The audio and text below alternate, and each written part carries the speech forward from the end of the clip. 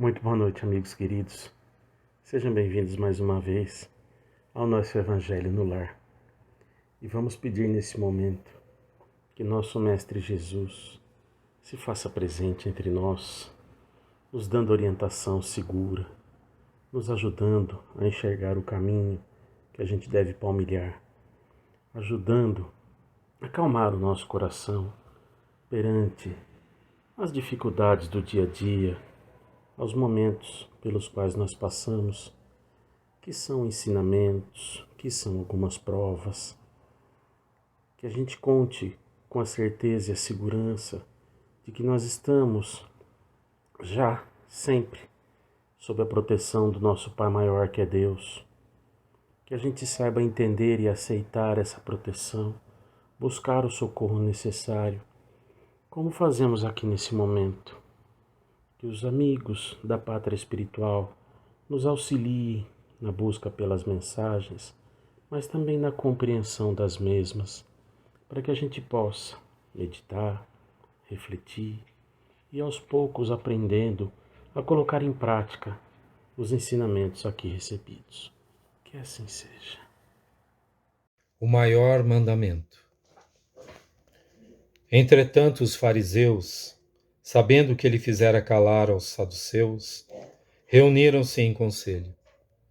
E um deles, intérprete da lei, experimentando-o, lhe perguntou: Mestre, qual é o grande mandamento na lei?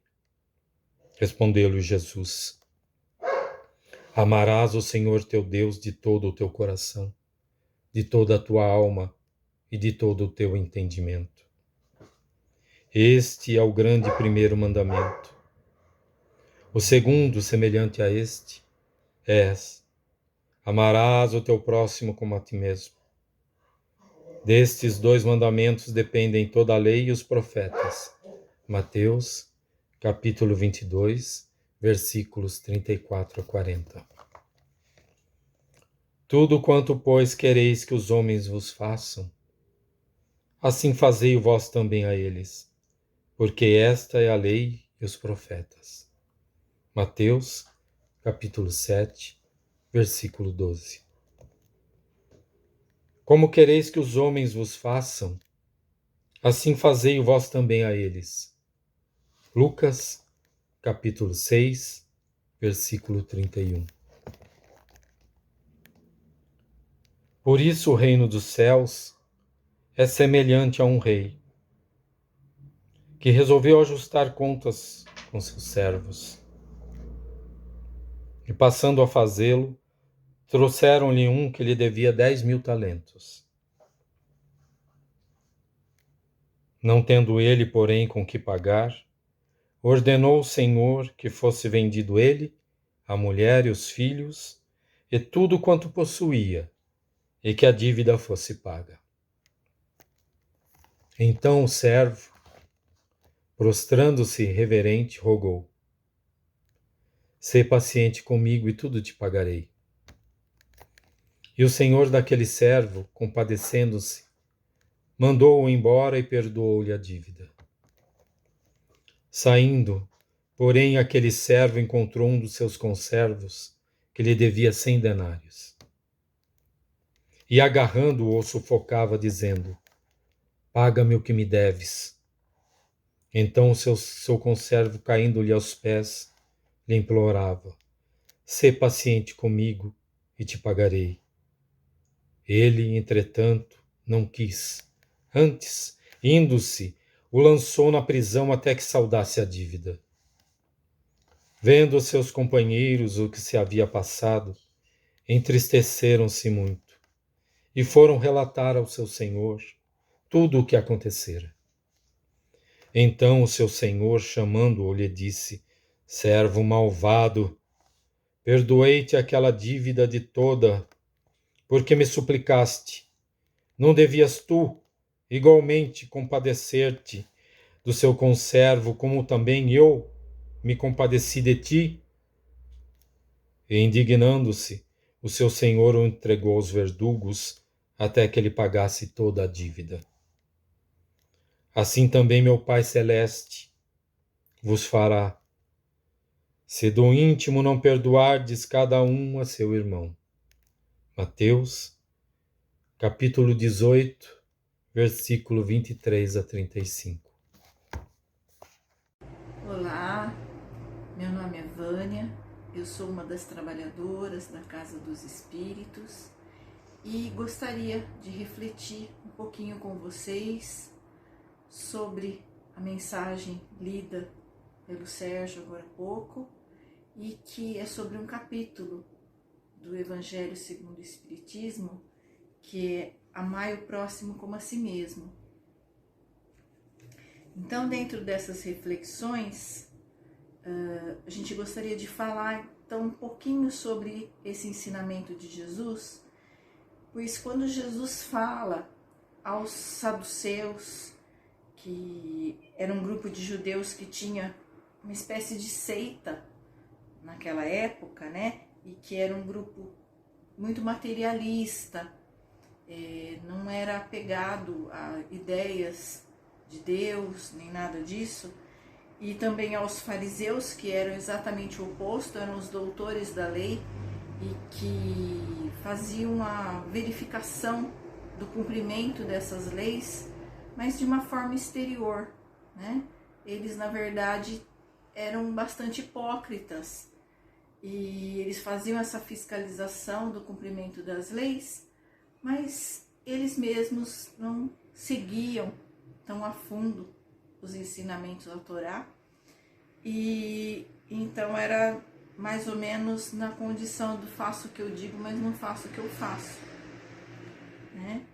E quando Jesus fala a eles sobre o mandamento, o maior mandamento, que seria o amar a Deus sobre todas as coisas e ao próximo como a nós mesmos, na verdade, o que ele pedia através desse ensinamento era para que os pensamentos mais egoístas que existiam naquela época e que existem até hoje fossem abolidos. Então, ele sabia que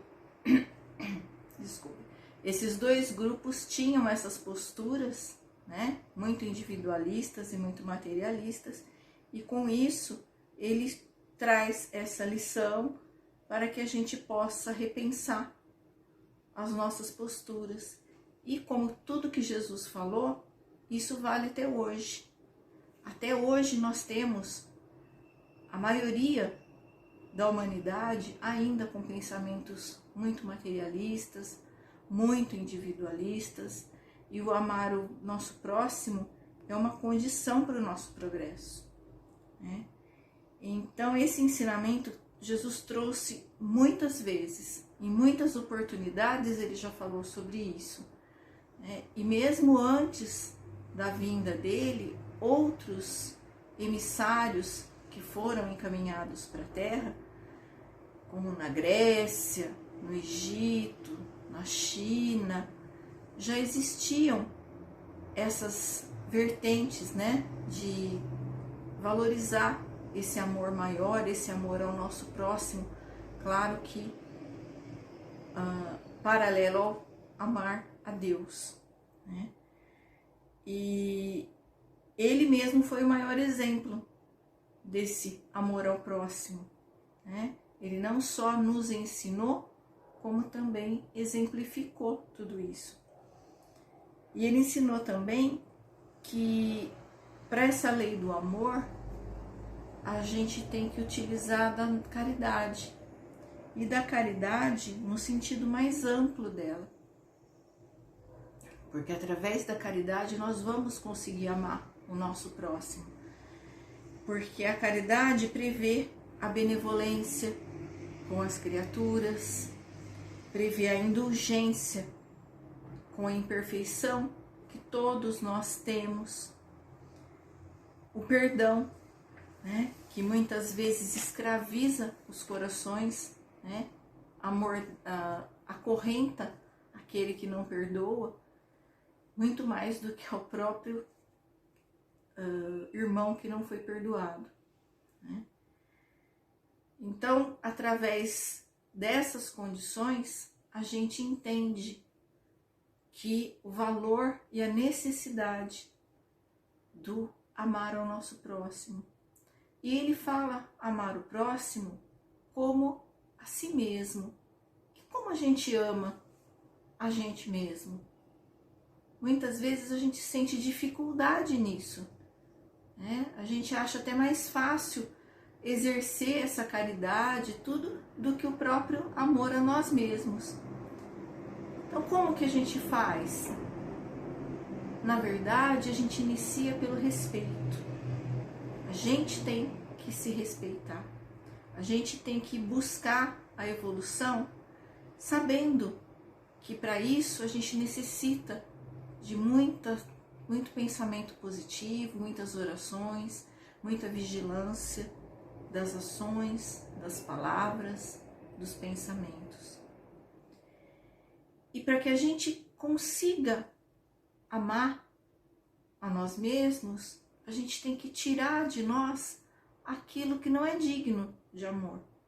Então, expurgar de nós o orgulho, a inveja, o ciúme, a discriminação, o preconceito, a indiferença e principalmente o egoísmo. Porque quem tem um egoísmo muito arraigado não consegue amar nem a si mesmo, nem ao próximo. Ele pode achar que ele se ama, mas na verdade, como ele está amarrado, com os pés presos ao chão, ele não tem esse amor que ele imagina ter.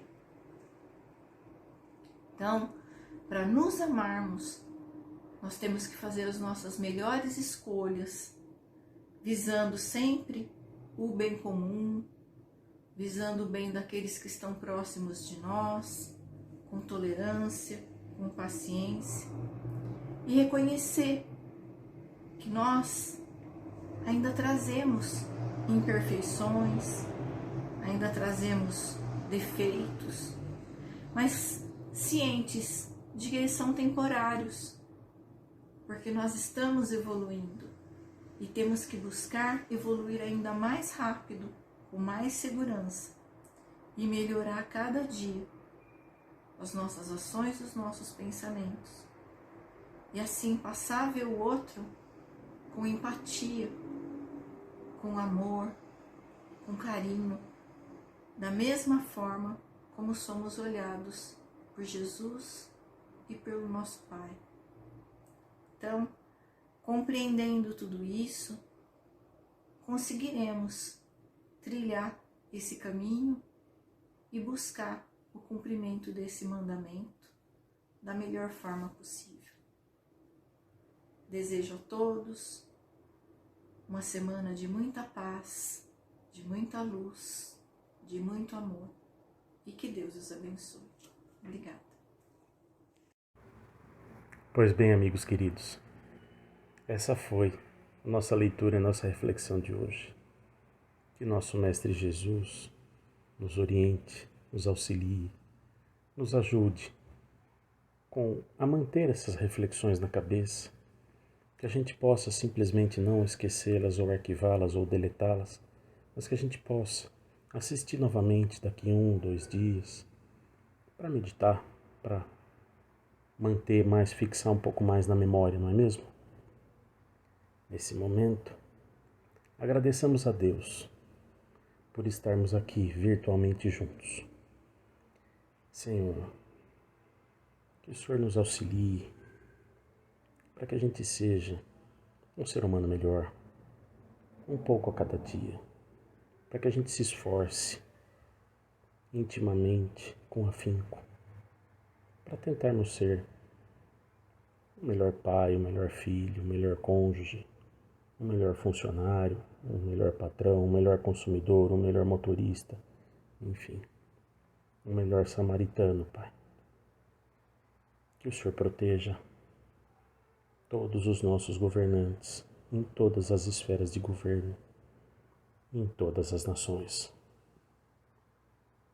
Essas pessoas têm que tomar decisões difíceis, manipular e manobrar verbas vultuosas.